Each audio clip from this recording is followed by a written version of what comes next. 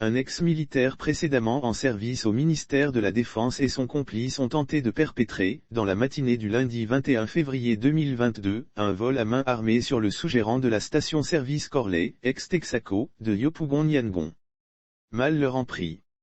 Ils ont été copieusement battus par une foule déchaînée, avant d'être exfiltrés par une patrouille de la police tombée, au hasard, sur la scène.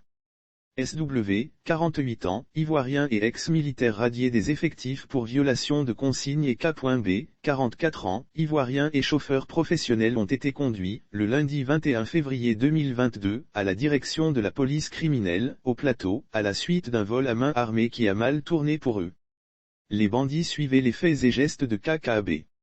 En effet, informent nos sources, ces deux individus armés d'un pistolet automatique et circulant à moto ont pris pour cible K.B, sous-gérant de la station-service Corley, ex-Texaco, située à Yopougon-Niangon. En fait, les bandits suivaient les faits et gestes de K.B qui sortait de ladite station avec son sac en bandoulière. L'un d'eux, le nommé KB, l'a abordé et lui a intimé l'ordre de lui remettre son sac. Le sous-gérant réunit toutes ses forces et engage la bagarre avec le malfrat. Pour montrer qu'il ne plaisantait pas, il a soulevé son t-shirt pour montrer son arme qu'il avait dissimulée. Mais il en fallait plus pour intimider le sous-gérant KKB. Ce dernier réunit toutes ses forces et engage la bagarre avec le malfrat. Au cours de la lutte, le bandit sort l'arme et tire un coup de feu en l'air sans faire de victime. Malheur pour lui, son arme lui échappe et tombe par terre. Dès lors, il comprend que les choses se sont gâtées. Lire aussi braquage avorté à Yopougon, les badauds tabassent deux braqueurs et arrachent un pistolet. C'est alors que le chauffeur professionnel devenu braqueur choisit la fuite pour rejoindre son complice, l'ex-militaire radié, qui l'attendait sur une moto. Mais il n'ira pas loin.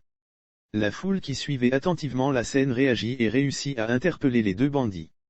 Les badauds qui n'en demandaient pas mieux les battent copieusement et font, sur place, la chirurgie esthétique des malfrats.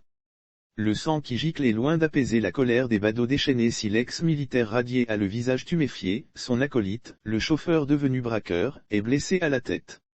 Le sang qui gicle est loin d'apaiser la colère des badauds déchaînés.